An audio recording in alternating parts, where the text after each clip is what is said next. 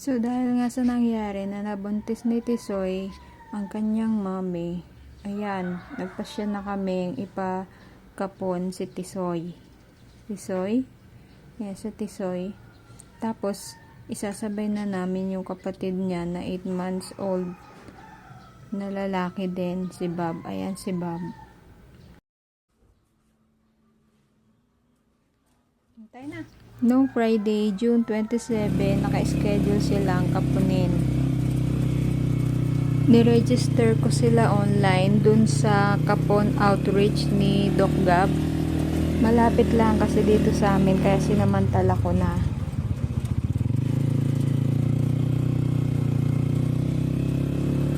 Mag-start ang kapuna ng alas 8 ng umaga, kaya maaga kaming bumiyahe.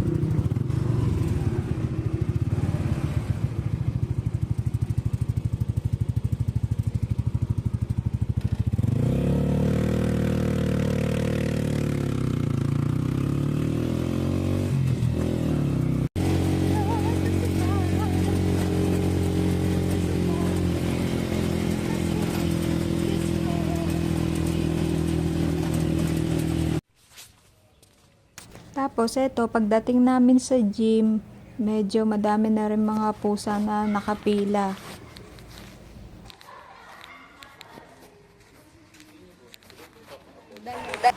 So, after ko mag-fill out ng form, ayan, kinuha na sila at isinama doon sa mga iba pang pusa. Pwede pang mag-video dyan guys, kasi wala pa naman yung mga doktor. Pero pag gagawin na yung pagkakapon, bawal nang mag-video. Sabi ko nga sa asawa ko, kunin niya, lapitan niya yung dalawa at kunan niya ng video.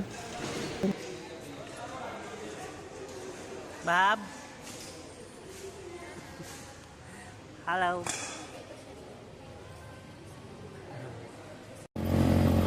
At ayan, tapos na ang kapon sa kanila.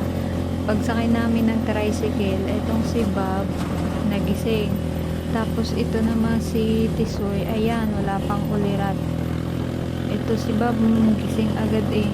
Nagpapanik pa, groggy pa, kaya yung kamay ko pinasok ko sa loob para at least makampante siya. Ayan, gusto niyan tumayo pero parang lasing pa siya. Hindi pa niya kaya, nangihina siya. Tisoy? Tisoy, napapakinig mo ka? Napapakinig ako ni Tisoy. Hindi pa makagalaw. Hindi pa makagalaw yung baby na yan.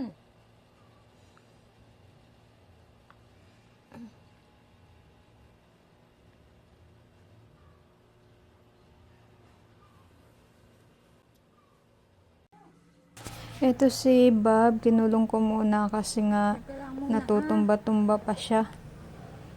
Baka mabinat.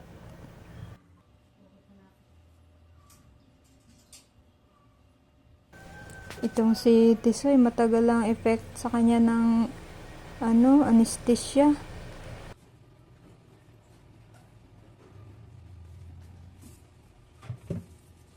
Ayan, tinutok ko muna sa kanya yung camera habang may ginagawa ako.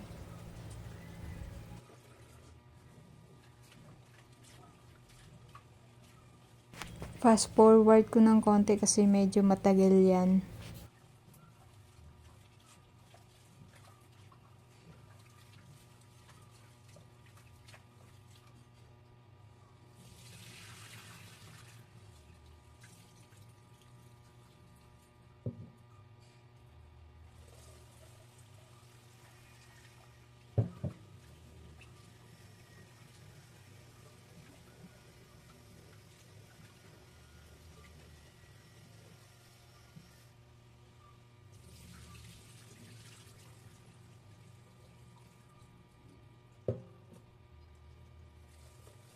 Nung pagtingin ko sa kanya, hindi ko na namalayan, nakalabas na pala. Then after one day, Bob, kumusta yung iyo? Ha? Ayan na sila, parang walang nangyari.